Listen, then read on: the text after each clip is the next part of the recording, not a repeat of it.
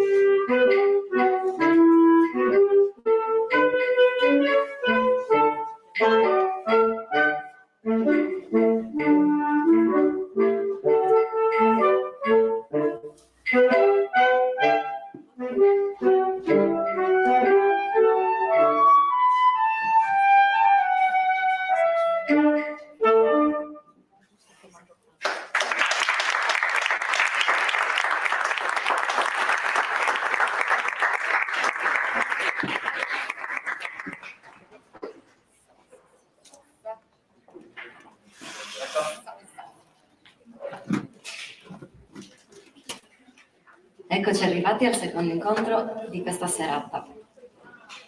Innanzitutto vorrei presentare la coordinatrice di questa sera, Michela Rigi, laureata in storia dell'arte e docente presso la scuola secondaria. Vive a Serramanna, dove è attiva nell'associazionismo ed è vicepresidente dell'associazione culturale Aleteia. Coordinerà oggi l'incontro con Carmen Yáñez. Okay. Tradurrà per noi Silvia Osai. Buona serata e buon ascolto.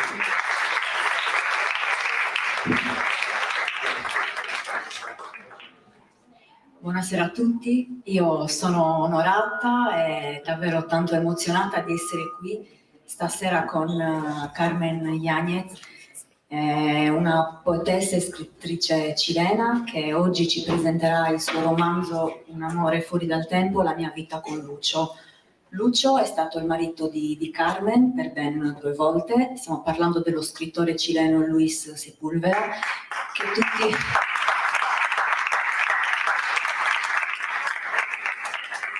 che tutti conosciamo per le tante opere di narrativa che ha scritto, tanto per dirne una, Storia di una gabbianella e del gatto che ci insegnò a volare, che troviamo in tutte le antologie scolastiche oramai. Luis è scomparso 3 anni fa, esattamente il 16 aprile 2020. Nel suo romanzo Carmen rievoca i giorni passati insieme al suo Lucio, perché loro si chiamavano così, Lucio e Pelusa. Dall'adolescenza, da quando si conoscono, Carmen era una ragazza giovanissima, aveva appena 15 anni, fino al 2020, quando purtroppo Lucio scompare. Fuori dal tempo, perché fuori dal tempo questo romanzo? Perché il loro è stato un sentimento talmente puro, talmente profondo, talmente totalizzante, che nemmeno i tanti anni che li hanno separati sono serviti, perché comunque loro poi si sono ritrovati, questo sentimento è rimasto sempre molto vivo e molto acceso. Sono rimasti separati per 20 anni. Carmen nel suo romanzo ovviamente scrive per onorare suo marito Lucio, ma anche per avere memoria e conservare la memoria, perché senza memoria non ci può essere futuro. Scrive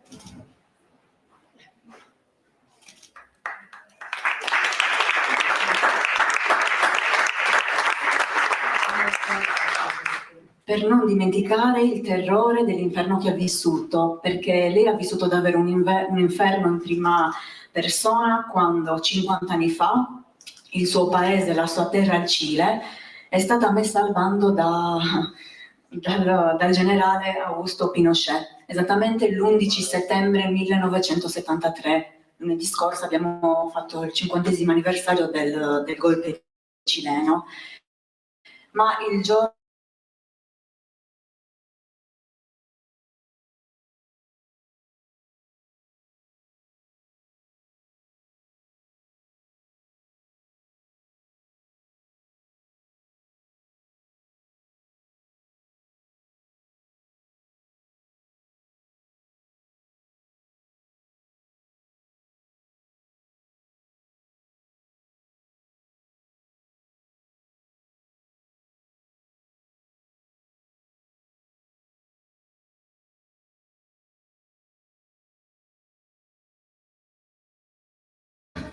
e le dedica una poesia che si intitola Cammino, una brevissima poesia che Carmen ha inserito nel suo romanzo. Sarà una delle tantissime poesie che poi Luis dedicherà alla sua Pelusa, e io vorrei leggere. La vuoi leggere tu?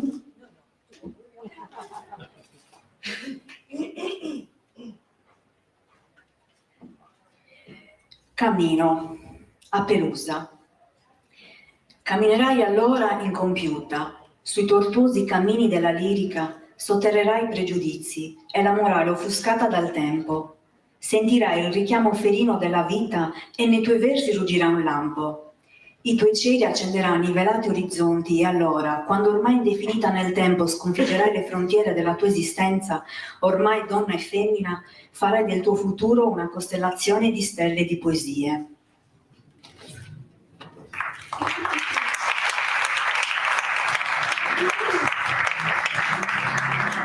Io ora vorrei chiedere a Carmen, come nasce il tuo amore per la poesia che cosa rappresenta per te e che cosa ha rappresentato per la tua vita.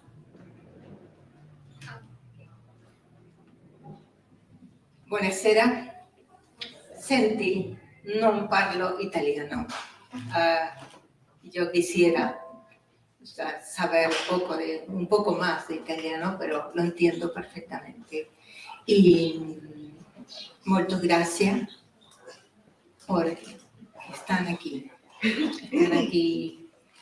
recordando este día y recordar, digamos, todo ese tiempo, todo ese septiembre de 1973 también.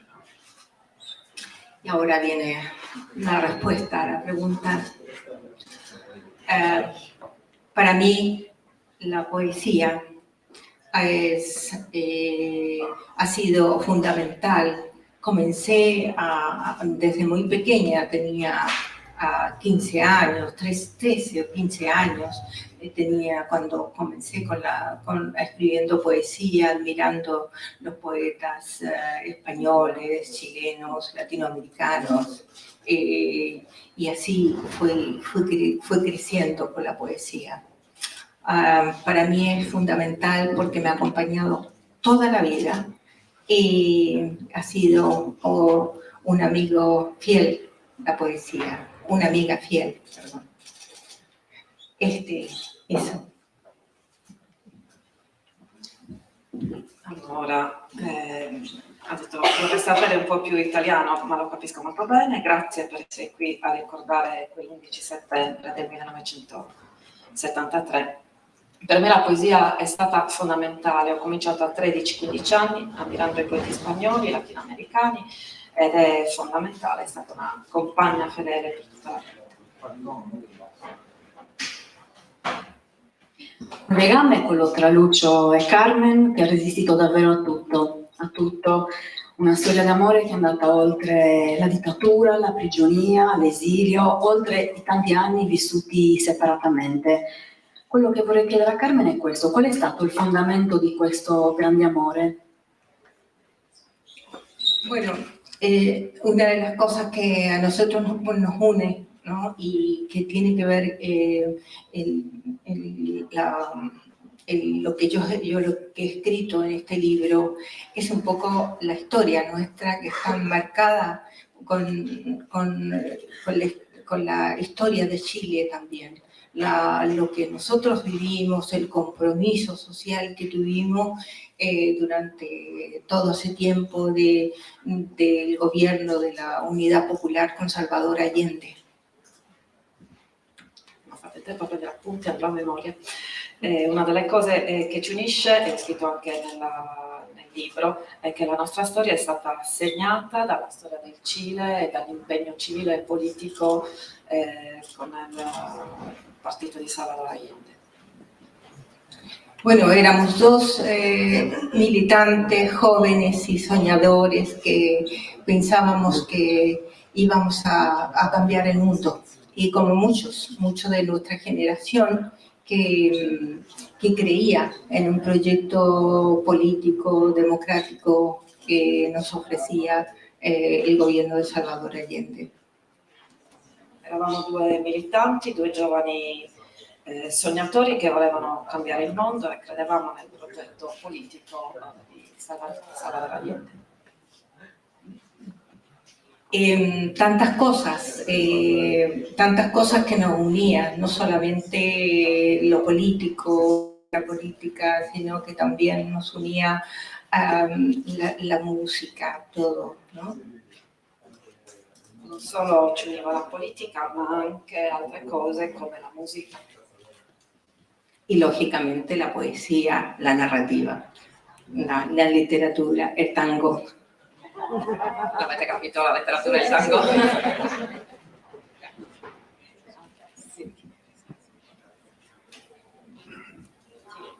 Continuiamo a parlare di poesia.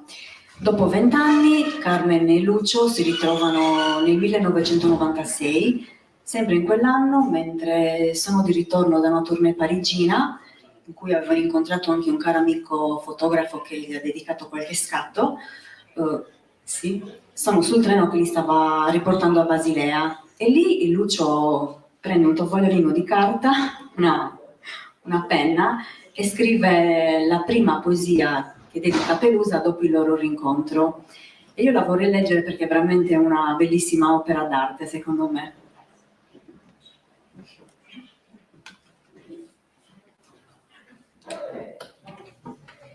La più bella storia d'amore. A Pelusa. L'ultima nota del tuo addio mi disse che non sapevo nulla e che arrivava il necessario tempo di imparare i perché della materia. Così, fra pietra e pietra, seppi che sommare e unire e che sottrarre ci lascia soli e vuoti. Che i colori riflettono l'ingenua volontà dell'occhio, che il solfeggio e il sol raddoppiano la fame dell'orecchio, che è la strada e la polvere la ragione dei passi, che la via più breve fra due punti è il giro che li unisce in un abbraccio sorpreso, che 2 più 2 può essere un pezzo di Vivaldi, che i geni gentili stanno nelle bottiglie di buon vino. Una volta imparato tutto questo, tornai a disfare l'eco del tuo addio e al suo posto palpitante scrissi la più bella storia d'amore. Ma, come dice l'adagio, non si finisce mai di imparare a avere dubbi. Così, ancora una volta, facilmente come nasce una rosa o si morde la coda una stella cadente, seppi che la mia opera era scritta perché la più bella storia d'amore è possibile solo nella serena e inquietante calligrafia dei tuoi occhi.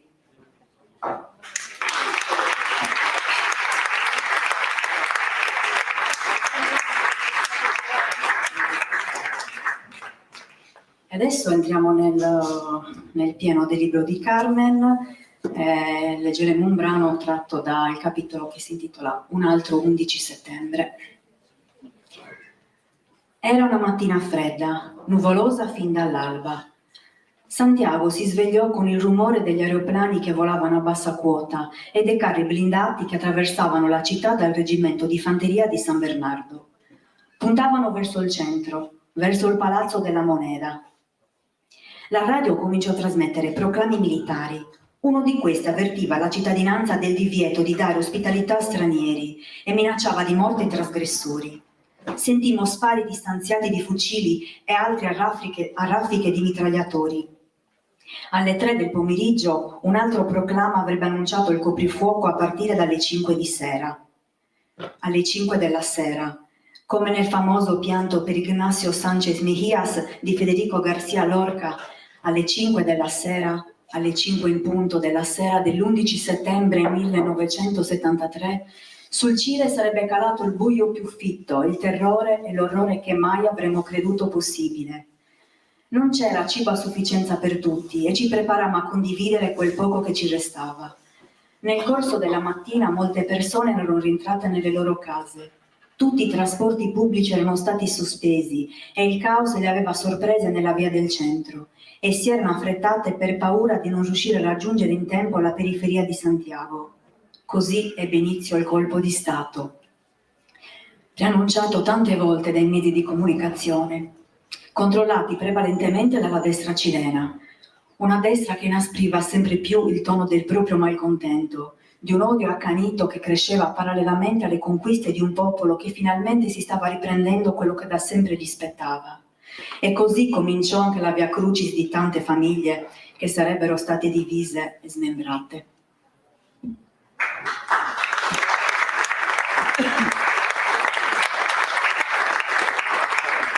Quindi per il Cile inizia una delle dittature più dure.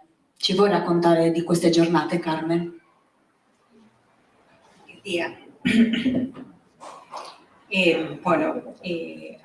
Nosotros esperábamos, había rumores de que posiblemente tendríamos un golpe de Estado. Había rumores por ahí, subterráneos, todo. Y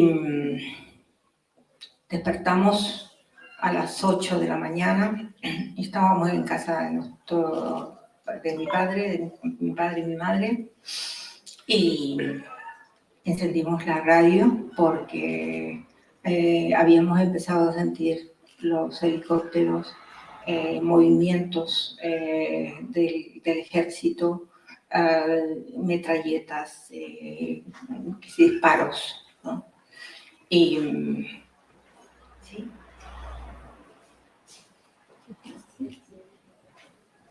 Allora, sì, ci aspettavamo che sarebbe successo perché circolavano delle voci, dei rumori sulla possibilità di un colpo di Stato. Quel giorno ci svegliammo alle 8 del mattino a casa dei miei genitori e accendemmo la radio perché sentivamo già i rumori in strada, di spari, di mitragliette. Nosotros vivíamos en una casa, en una calle central, donde comenzaron a llegar amigos y compañeros de Uruguay, de Argentina, que estaban ahí observando el proceso, el proceso del gobierno de Salvador Allende.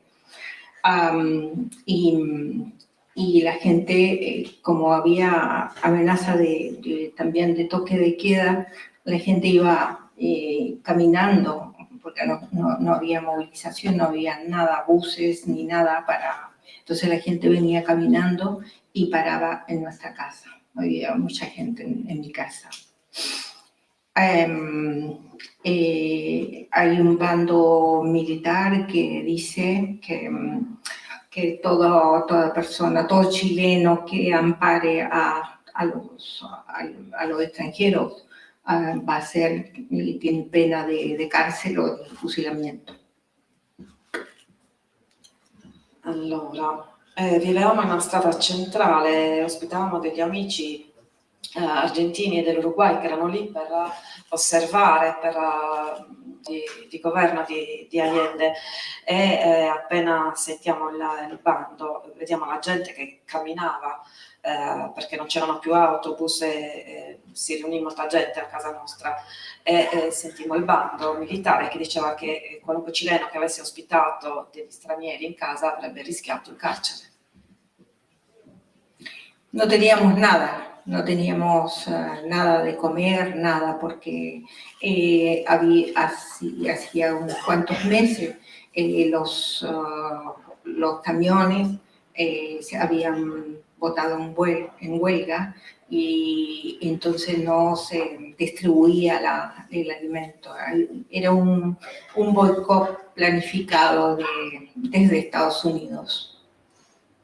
Non avevamo nulla, non avevamo cibo, perché da mesi i camion che trasportavano il cibo erano in sciopero, uno sciopero organizzato, un boicottaggio organizzato dagli Stati Uniti contro il governo. Bueno, como digo, no teníamos nada, pero con lo que podíamos nos alimentábamos. Por ejemplo, frijoles o patatas. Non avevamo niente e ci alimentavamo con quello che potevamo, per esempio fagioli o patate. Fueron días muy terribles, son los días más oscuros que hemos tenido, porque de ahí comenzamos a recibir noticias de que las poblaciones se estaban allanando las poblaciones marginales y había muchos muertos, muchísimos muertos. Ahí comenzó todo. Erano giorni terribili, più oscuri di tutti, cominciavano ad avere notizie sulle violenze, sulle morti delle parti più marginali della popolazione. Bueno, todo el mundo sabe, me imagino que mucha gente lo sabe, que bueno, hubieron desaparecidos, detenidos desaparecidos, que hasta aún no aparecen. Hubieron fusilados y ejecutados sin juicio alguno, exiliados, bueno, es decir, toda nuestra vida cambiò, toda nuestra vida. Tutti sanno che in quel periodo ci furono dei desaparecidos che non sono mai riapparsi, dei detenuti, delle esecuzioni senza alcun processo. Tutta la nostra vita cambiò. significó que también gran parte de chilenos tuvimos que partir. Yo soy una de ellas también, después de haber estado en prisión en Villa Grimaldi, que era una de las casas de una de las prisiones clandestinas del gobierno militar. E molti di noi cileni dovettero partire, anche io, dopo essere stata in prigione a Villa Grimaldi, che era una prigione clandestina creata apposta per i detenuti politici. Bueno, mi familia también sufrió, mi padre, mi marido Luis Sepúlveda sufrieron prisión, tuvieron un largo tiempo en prisión. E anche la mia famiglia soffrì, perché anche mio padre e mio marito Luis Sepúlveda sono imprigionati per tanto tempo. Bueno, y más o menos, es difícil hablar esto, nunca ha sido fácil para mí contar toda esta historia, pero de alguna manera siempre es necesaria. Es necesaria porque tenemos que conocer nuestro pasado, tenemos que conocer nuestra historia, conocer y darla a conocer al mundo también, para que esos errores del pasado no se repitan y para que no suceda nunca más en Chile, suceda lo que sucedió y lo que tuvimos que vivir.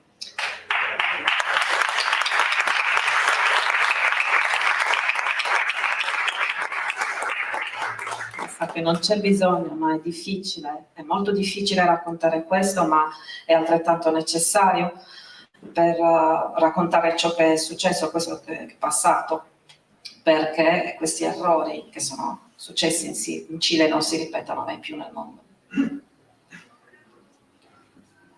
Una cosa quiero decir que está fuera del programa, fuera del libreto, pero es importante, lo leo.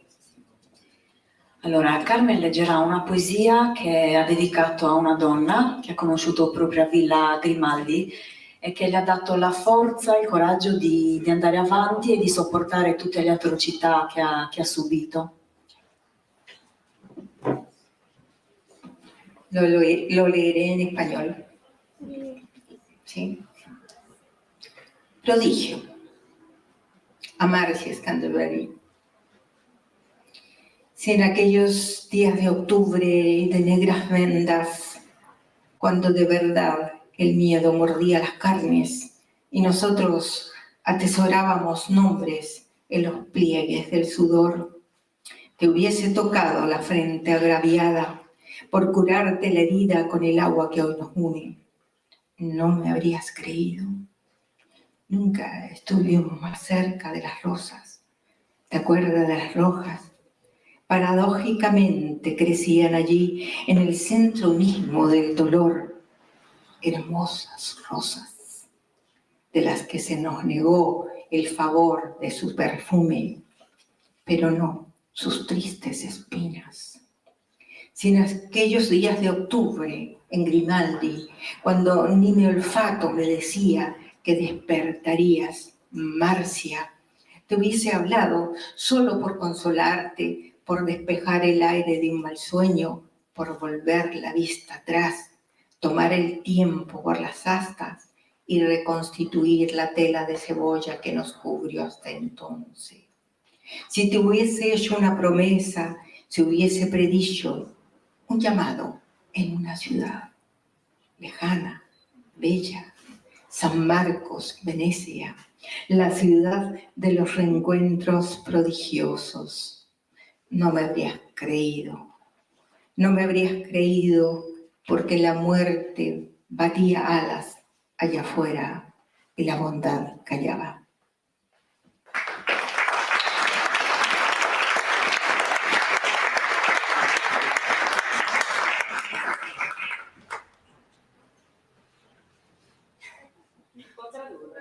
Sì, vado veloce, ma rileggo tutta. Sì, scusate, c'è anche nel libro, ma rifresca. Sì, prodigio. Prodigio. Se in quei giorni di ottobre, le bende nere, quando davvero la paura mordeva la carne, e noi nascondendo nomi nelle pieghe del sudore, non siamo mai state più vicine alle rose. Ti ricordi delle rosse che paradossalmente crescevano lì, proprio al centro del dolore? Belle rose, di cui ci hanno negato il dono del profumo, non quello delle spine tristi. Se in questi giorni di ottobre a Grimaldi, quando neanche il mio fiuto mi diceva che ti saresti svegliata, Marcia, ti avessi parlato solo per consolarti, per curarti la ferita al viso, per spazzare via l'aria di un brutto sogno, per girare gli occhi indietro, prendendo il tempo per le corna e ricostruire il velo di cipolla che ci ha coperto fino ad allora. Se ti avessi fatto una promessa, se ti avessi predetto un incontro in una città lontana, bella, San Marco, Venezia, la città dei ritrovamenti prodigiosi, non mi avresti creduto, perché la morte batteva le ali là fuori e la bontà taceva.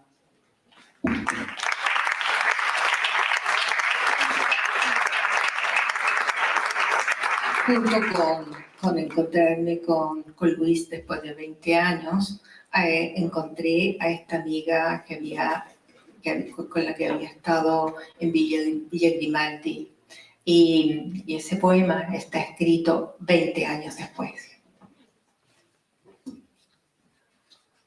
Insieme all'incontro con Luis, dopo 20 anni, incontrai anche questa amica che era stata con me a Villa Grimaldi e la poesia è stata scritta 20 anni dopo.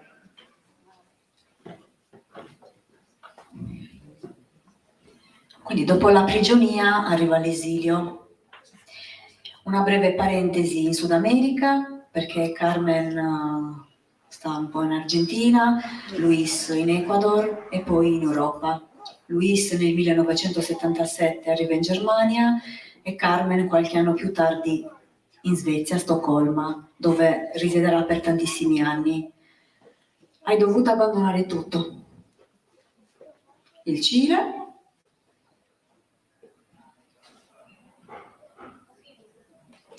la tua casa e i tuoi genitori, che purtroppo non hai mai più rivisto. Quali sono i sentimenti che hanno dominato in te durante questo periodo di esilio? La verdad que uno de los efectos colaterales del golpe militar y de la dictadura fue el exilio para muchos. Y todo exiliado pierde una parte de su vida, pierde una parte de su raíz, pierde su calle, pierde todo, absolutamente todo. Yo perdí un país y lo perdí para siempre, para siempre. Cada vez que vuelvo es otro país, es distinto y a veces me dice ese país, me dice, tú no eres de aquí, ándate.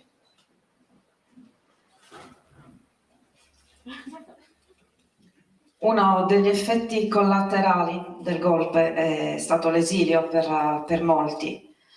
Ogni esiliato perde tutto, la vita che aveva prima, le radici, la strada, la strada di casa, tutto. E io ho perso anche un paese per sempre, perché ogni volta che ritorno è un altro paese diverso e sembra dirmi, questo non è più il tuo paese, vattene. Todo está escrito en mi poesía. È scritto tutto nella mia poesia.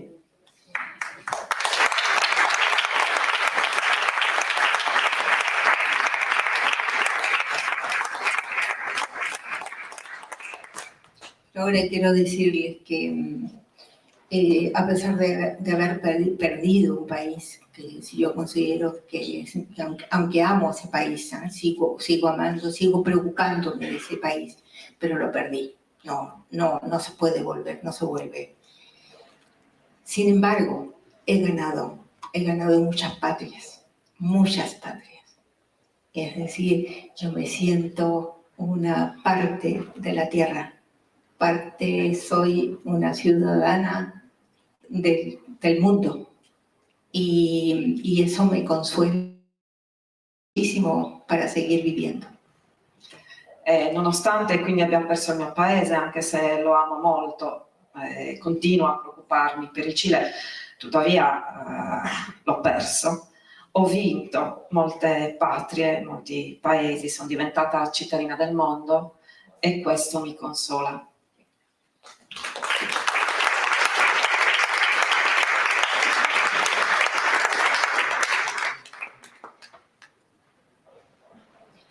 E dopo l'esilio finalmente la riconciliazione, il ricongiungimento con Lucio, quindi una nuova vita insieme in Spagna, si trasferiscono nel nord della Spagna, nelle Asturie, a Gijón, dove Carmen tuttora risiede, e tanti progetti insieme, tra cui il Salone del Libro Iberoamericano.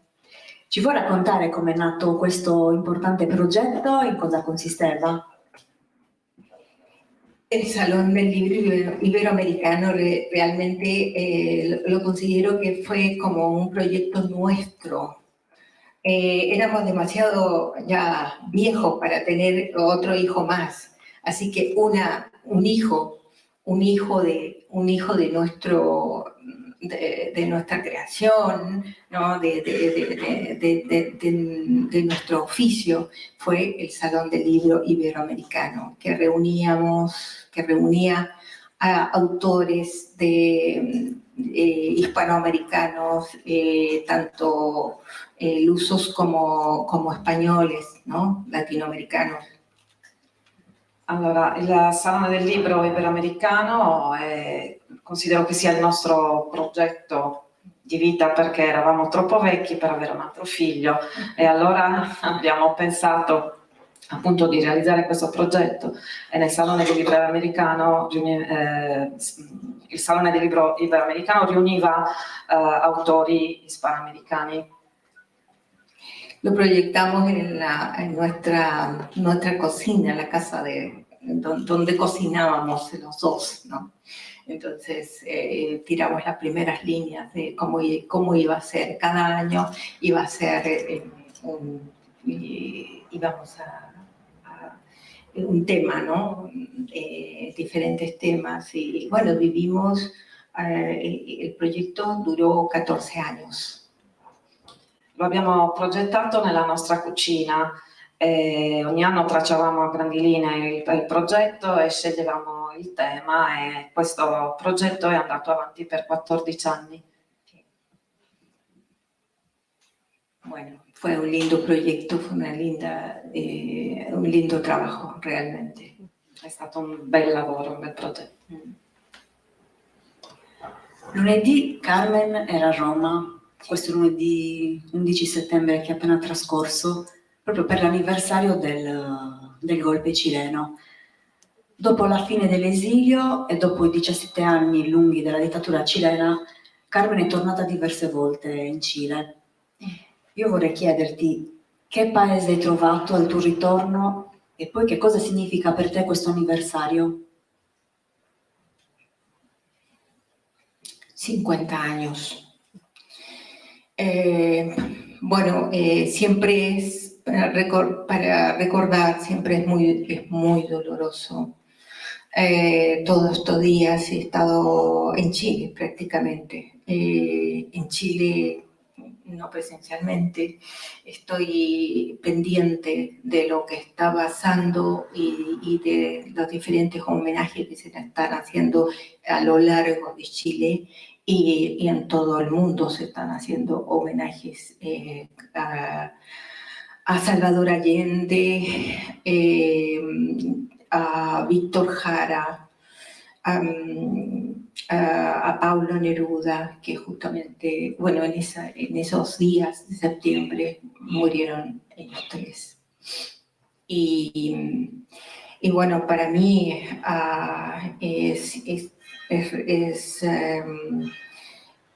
tornar al pasado y ver la herida que sangra, que aún no está sana, porque tenemos cosas pendientes que resolver Y una de las cosas pendientes es encontrar a los detenidos desaparecidos.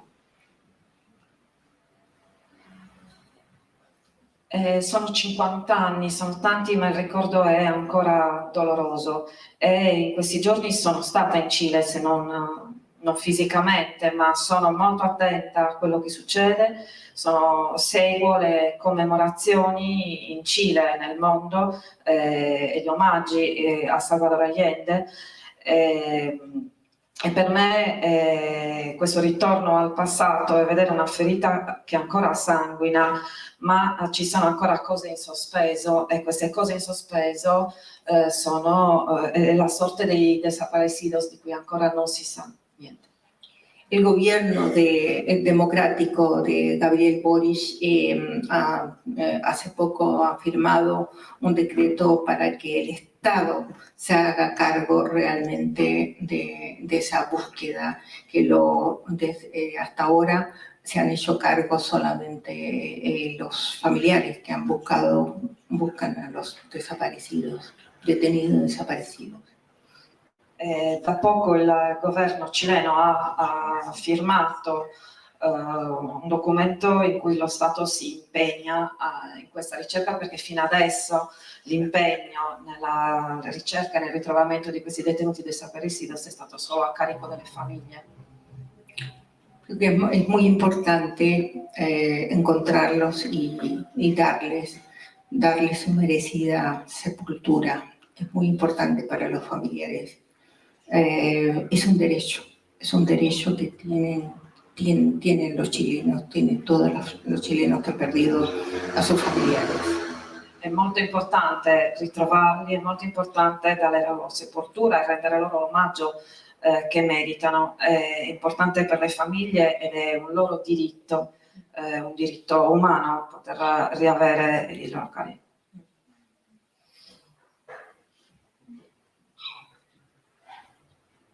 Il golpe ha cambiato anche tanto della letteratura. In te che cosa ha cambiato nel tuo modo di scrivere? Bueno, creo que comencé a hablar de amor, ¿no? Poco a poco se fue transformando en eso, en otra cosa, en una denuncia, en denuncias. Y poco a poco se transformó en dolor. Y creo que la poesía para mí y para muchos, y la escritura es un arma eficaz. No se puede contradecir, porque la poesía muestra lo que la historia no puede mostrar. La poesía muestra las pequeñas cosas, los pequeños detalles.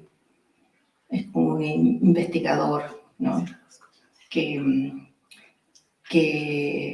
va a buscar en esos pequeños detalles lo que realmente pasó.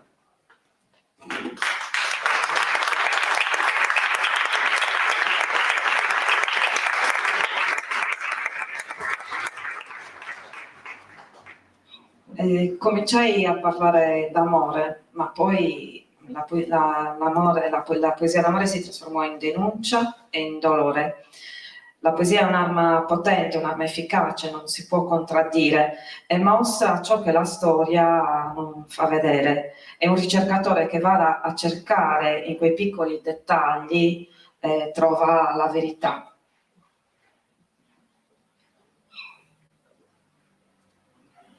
E Carmen è davvero una grandissima poetessa. Ora vorrei lasciare la parola al pubblico. Se avete delle domande da fare a Carmen, delle curiosità o anche delle riflessioni da condividere insieme.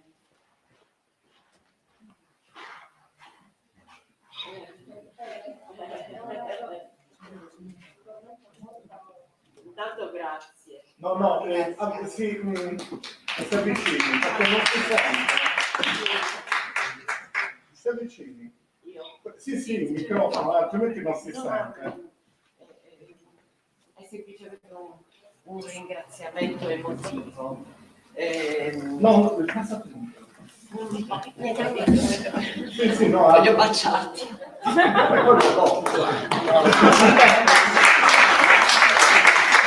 Grazie, credo un po' a nome di tutti, emotivamente molto forte queste tue dichiarazioni. Molto bella la storia d'amore che hai raccontato, è molto triste quello che hai dovuto sopportare. Io credo che donne della tua grandezza interiore possano darci a noi donne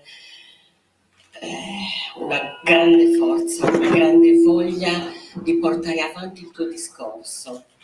Non so se ho... Grazie.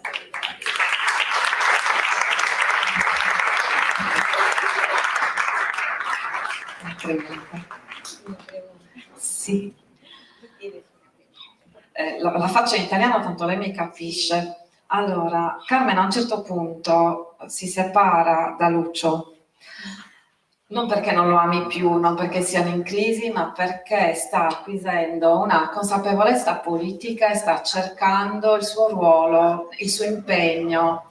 E questa cosa a me ha colpito molto, perché normalmente le donne, soprattutto in quel periodo, lasciavano l'impegno per un marito, per la famiglia. Mia mamma ha fatto così, perlomeno ha lasciato il lavoro per la famiglia. Invece Carmen prende questo coraggio enorme, pur con l'amore che ancora li legava, e decide di trovare il suo impegno civile, politico.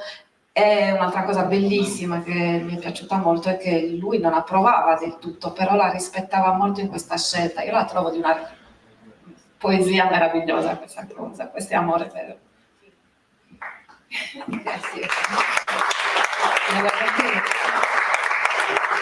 que éramos muy jóvenes y yo necesitaba también encontrar mi propio camino, ¿no? Entonces teníamos también una ciertas diferencias que después de 20 años, cuando volvimos, ya había desaparecido esa, coincidíamos en todo, hasta en el tango, en todo. Entonces, pero en aquel tiempo yo fui rebelde realmente, y me rebelé y me fui a la extrema izquierda. Ahora, porque es, de alguna manera fue una respuesta mía a una reacción a todo lo que nosotros estábamos viviendo también fuerte, ¿no? Los muertos, los desaparecidos, los ejecutados, los detenidos. Entonces, es una historia tan fuerte que me hace tener una opción mucho más extrema.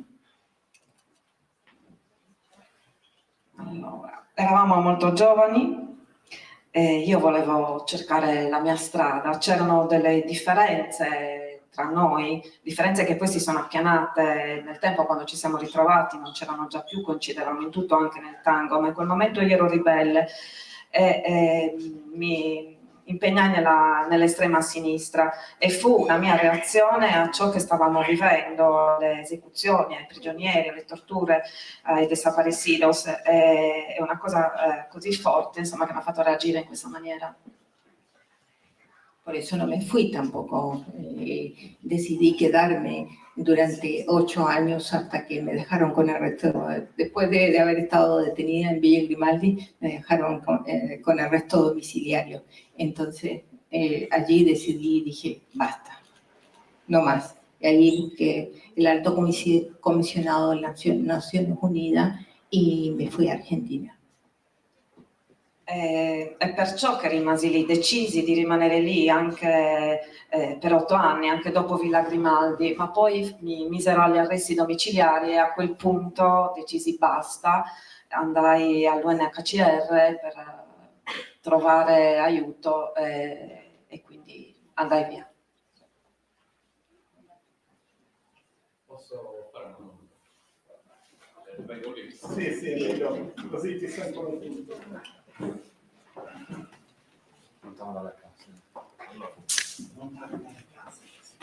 Le casse qua, vabbè. Allora, io ho letto il libro, c'è una pagina 58, dove si racconta del periodo del governo Allende, quando vivevate in una casa grande bianca in mezzo alle susine, non so come si dica susine in spagnolo, no. Si occupa la pagina 58 e racconta di cose che erano molto comiche e altre tragiche che sono successe in quel periodo. Quali sono quelle comiche? O una, anche una sola, perché sicuramente era un periodo divertente. También hay pasajes y por supuesto hay momentos divertidos. Y sobre todo en este libro hay pasajes divertidísimos también, porque una de las cosas que nosotros como pareja teníamos era que Luis Sepúlveda tenía un gran humor. Y bueno, eso me hacía vivir muchísimo y las peleas siempre se transformaban en algo divertidísimo, nunca terminábamos enojados porque él era muy divertido. Parecía un hombre serio, pero no lo era.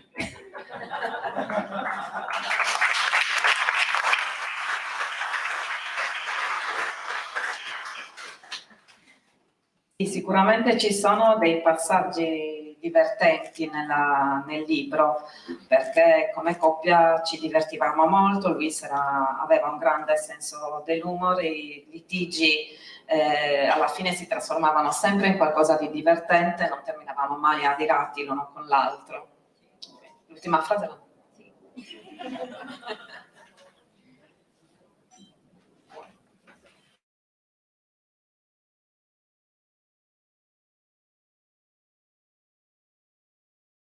Benissimo.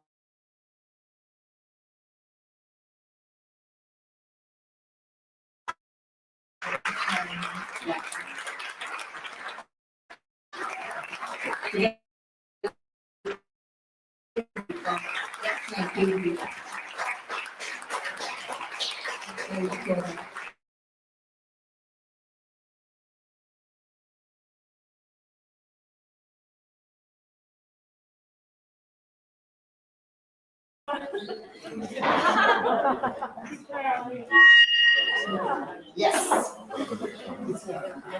Eccoci, non sono più davanti alle casse. Me ne vado, non voglio impallare Carmen.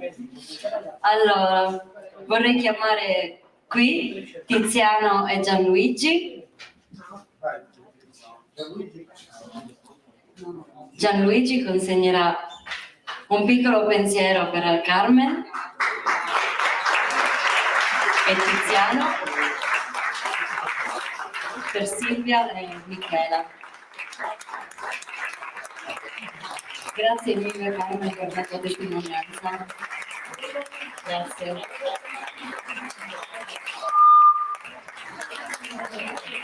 Ok. Adesso vorrei chiamare qui Giuseppe, il nostro direttore artistico di Strangius. Allora, brevissimamente due cose. La prima, vi ricordo... Dove mi metto? Ditemi. Così? No. Ma non arriva il filo. Vai, passa. Sì, così, perfetto. Allora, scusate, lo fanno apposta per boicottarmi, ovvio. C'è qualcuno che vuole prendere il mio posto, quel signore alto, Virdis, lui. Allora, voglio ricordare il programma per domani. Domani avremo la quarta giornata del festival. E il nome è molto semplice: quando si pensa ai banditi in Sardegna si pensa ai bandidus o bandius. Avremo due ospiti importanti, uno Giovanni Farina, che presenterà i suoi 2 libri, e un altro è Mario Guerrini, storico giornalista della RAI, che presenterà anche lui la riedizione del libro che vendette di più sul banditismo in Sardegna, Anonima Sequestri, e la sua autobiografia come reporter nei casi di banditismo. Prima però voglio ringraziare con un calorosissimo applauso l'Associazione Musicale Giuseppe Verdi e il suo maestro, che non vuole essere chiamato tesorino, però l'ha detto. Mi permetto, se d'accordo, di presentare il prossimo brano. Il prossimo brano è un brano fondamentale nella storia della musica cilena. È importantissimo perché è scritto nel... Ah, vabbè, allora può farlo Tiziano, solo lui. È un brano scritto nel 1983 da Julio Neuhauser, non l'ho pronunciato bene, lo so, che insieme ai fratelli Carrasco faceva parte di uno dei gruppi più importanti della nuova musica popolare cilena, che erano i Quilapayún, che è Todo Cambia. Canzone molto nota da Mercedes Sosa, ma fatta anche in italiano da Teresa De Sio, Ginevra Di Marco, ed è molto bella perché viene scritta 10 anni dopo il golpe e dice tutto cambia il superfluo, cambia il naturale, cambia tutto, ma può cambiare tutto, ed è quello che poi è successo dopo in Cile. Associazione Musicale Giuseppe Verdi.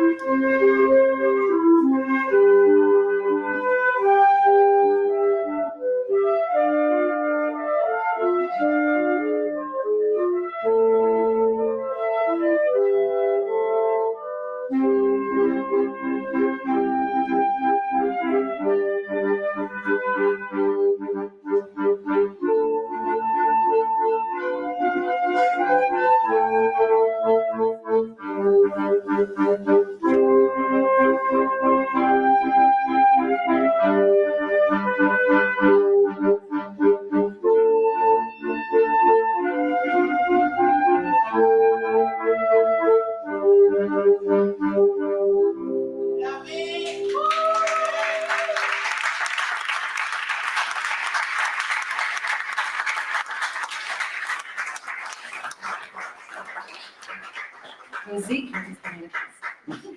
Allora, adesso una piccola carrellata di saluti finali. Vorrei qui con me Francesco Virdis, che ci racconterà l'opera estemporanea di questa sera.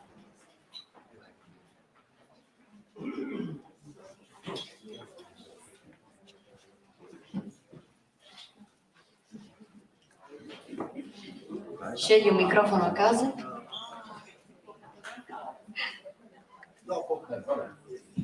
Ciao a tutti, buonasera.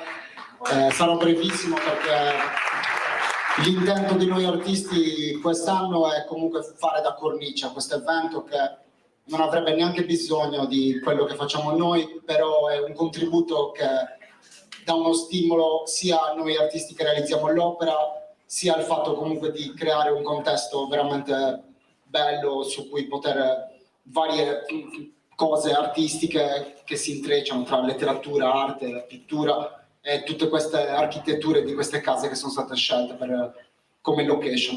Detto questo, vorrei presentare l'artista, che è Luca Zaccheddu, in arte Luke Z, è il più giovane degli artisti. L'opera sicuramente non ha bisogno di tante spiegazioni. Ho voluto fortemente la sua presenza, è il ragazzo più giovane degli artisti che partecipano a questo evento. Quello che è il tema di oggi alla fine è censura nella letteratura e penso che quale sia la cosa più forte della censura per andarli contro è essere espliciti. E più esplicito di questo, secondo me, non c'è bisogno neanche di dirlo. L'unica cosa che vorrei aggiungere, la cosa che mi ha colpito, è il colore rosa. Perché se già veramente il segnale è diretto, il messaggio, il rosa enfatizza tutto questo.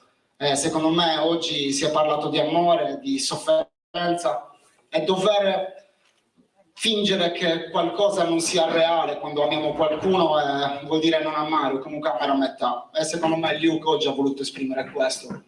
Niente, vi saluto e vi buon proseguimento. Grazie Francesco. Adesso vorrei qui Tiziano e vorrei qui anche la padrona di casa, Paola Avis, per un piccolo pensiero da parte nostra.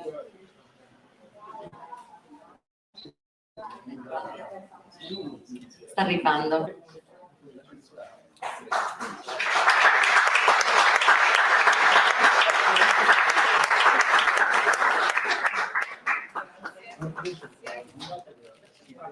Grazie a te per averci ospitato in questa bellissima cornice. E ora chiamo qui con me Giorgio Zucca, che è il presidente dei Cileni della Sardegna, Chilenos de Sardegna, che vorrebbe consegnare una targa alla signora Janice. Buonasera, sarò breve. Giuseppe per l'invito. Essere qui per rincorrere Carmen, perché siamo diversi anni che ricordiamo Carmen prima della morte di Lucio e dopo la morte di Lucio. L'abbiamo ricordato con una diretta Facebook, perché era un periodo Covid. Ritrovarmela qui a Serramanna, ricordare come cileni 50 anni del golpe, con le tante manifestazioni che stiamo svolgendo anche in Sardegna, a Roma e in giro per l'Italia. Per noi è un onore consegnargli 2 targhe. Una è ovviamente anche in onore di Lucio, e c'è una frase di Lucio sulla libertà, perché si è veramente liberi quando si lotta e si combatte per la libertà. E l'altra è perché quest'anno abbiamo deciso di farla diventare socia onoraria della nostra associazione, quindi si aumenta il numero dei soci onorari. Abbiamo avuto Orazio Duran degli Intilimani e tante altre persone, Hector Carrasco, un altro ragazzo che ormai ha 70 anni, che è scappato dall'ambasciata dell'Italia in Cile. Vorrei ricordare questi 2 presenti, e poi perché attraverso la sua poesia veramente si ha un senso di libertà e di appartenenza, che è quella appartenenza cilena che non dimenticheremo mai noi. Che io a 8 anni sono stato adottato da una famiglia sarda e anch'io, per via di quel golpe, sono dovuto andare via, e sono 2 forme di esili diversi. Uno sicuramente è un esilio politico che porta il suo dolore, e l'altro è un esilio un po' mascherato perché eravamo piccoli, però dopo 40 anni, dopo 50 anni ci ritroviamo con Carmen a ricordare un Cile che sicuramente non è più lo stesso, ma col nuovo presidente sicuramente è più libero.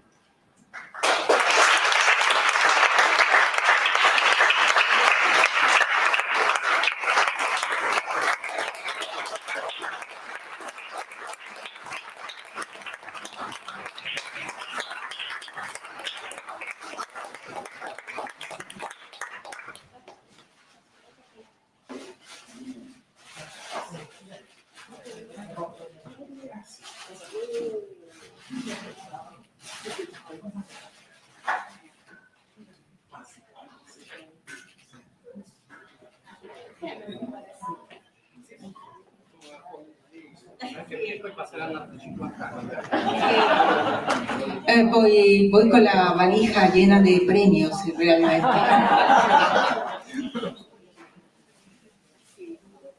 Il simbolo che c'è qui è un simbolo che ha fatto Hector Mono Carrasco, che lo trovate in un disco degli Intilimani, che hasta la libertà. Ci abbiamo aggiunto alla bandiera, lui ci ha aggiunto alla bandiera sarda. La libertad es un estado de gracia y solo se es libre mientras se lucha por ella. Luis Sepúlveda.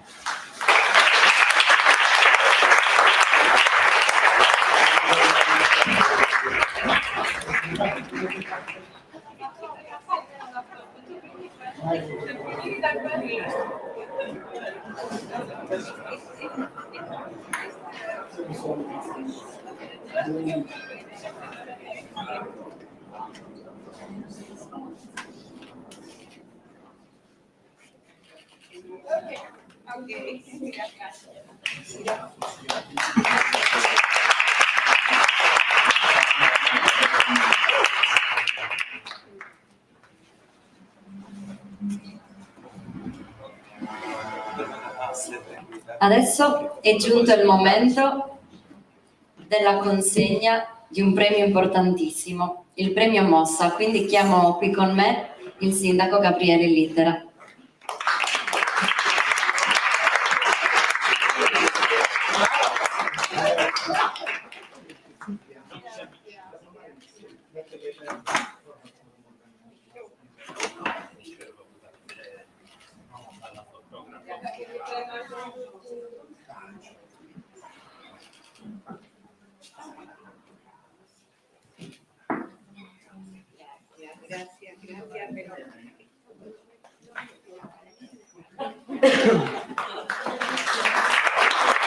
Grazie, signora.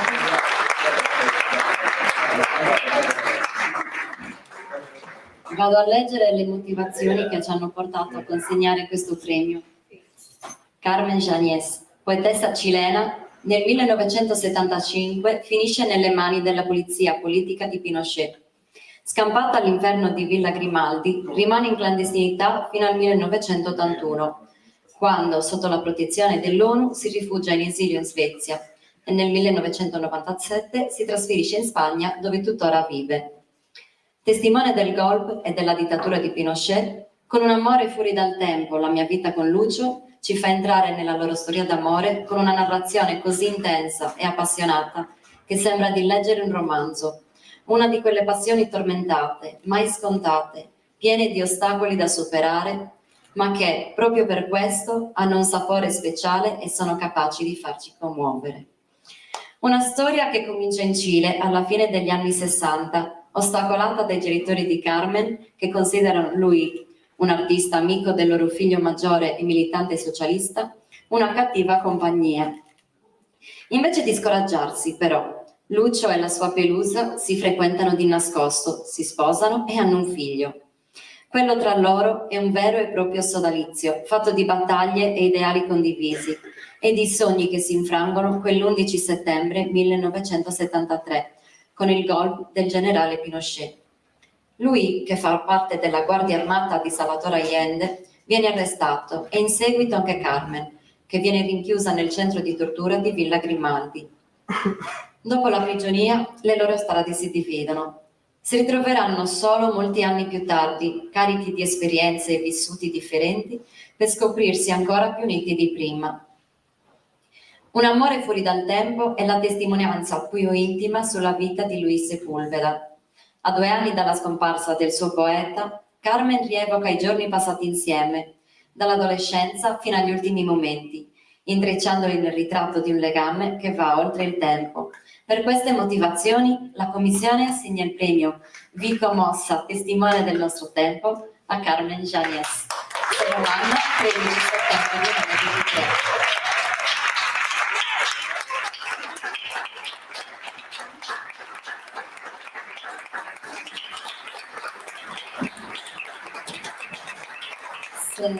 Se è ancora presente dovrei chiamare qui Lucio Fanti, che è l'artista che ci ha regalato questa bellissima opera.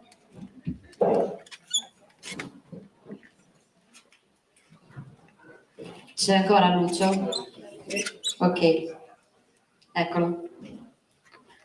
Per fargli dire appunto 2 parole su questa opera.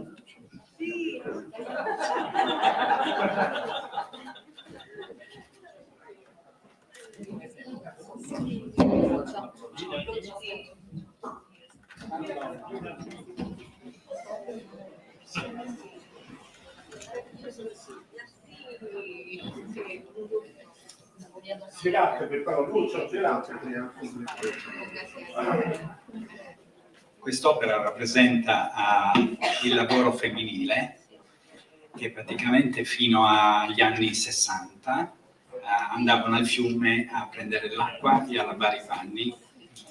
Queste donne, diciamo ogni giorno, in qualsiasi condizione climatica, andavano al fiume, facevano chilometri per andare e tornare a fare questi lavori qua. E il nero è quest'opera sono realizzate con una tecnica bucheroide che sono tecniche di lavorazione che risalgono al prenuragico.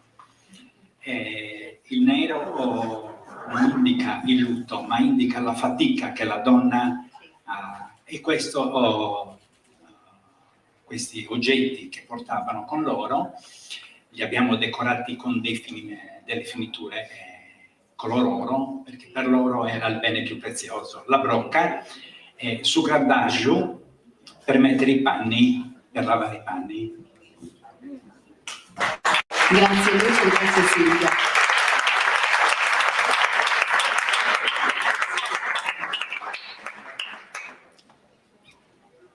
Ed eccoci finalmente alla fine di questa serata.